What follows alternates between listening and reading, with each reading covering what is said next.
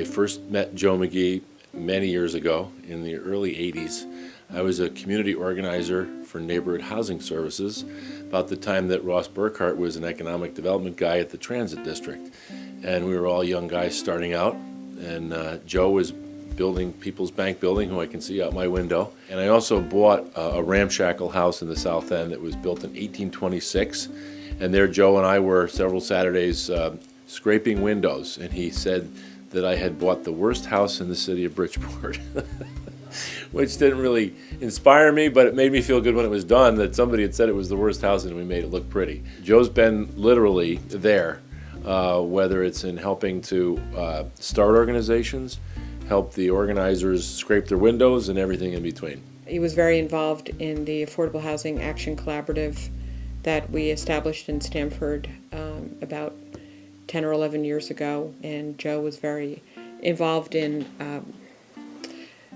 the battle for establishing a housing trust fund in the state of Connecticut, and also in promoting the concept of inclusionary zoning for more equity in Stamford for lower income people.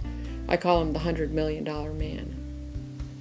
When Joe's in the room, there's an element of excitement and enthusiasm, and he is challenging everyone to try to do this work better. The idea of being engaged and understanding where housing fits, and what kinds of housing is appropriate, understanding it grows out of the people who live here, and housing itself should not select the people who can live here.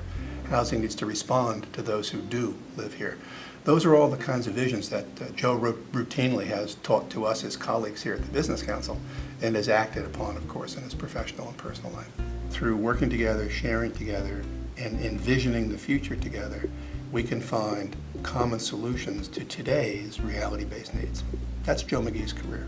He has been a long-term supporter of affordable housing. He is probably the most outspoken advocate for how housing is an important aspect of the long-term economic viability, not only of Fairfield County, but the state of Connecticut. It's shocking for me to admit that I've been involved in kind of building affordable housing over a 35-year period. And it actually started when I worked for Stuart McKinney, who was a congressman from this district in 1971. And the issue there was that large-scale urban renewal, in which we tore down neighborhoods and built high-rise housing, had started in 1960.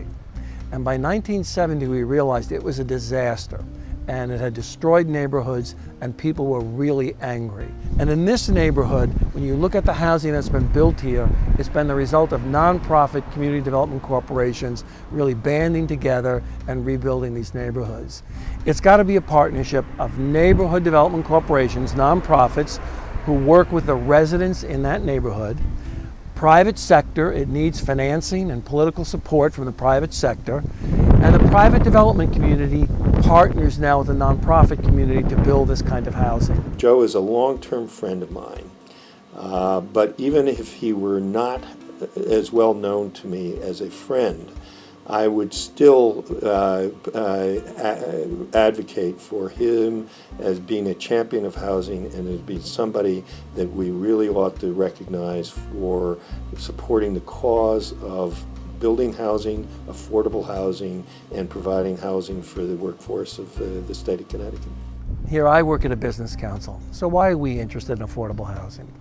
The reason is because corporations need a variety of people who work and a variety of income levels in order to be successful. Everybody can't make $1 million a year.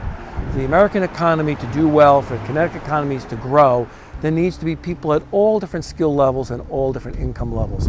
And affordable housing is a key to our future economic growth. And the other piece of it is renovating inner city neighborhoods is so critical because they're tied to rail lines, they're tied to bus lines. It's a good use of land. And we can't let this land just remain fallow or beat up.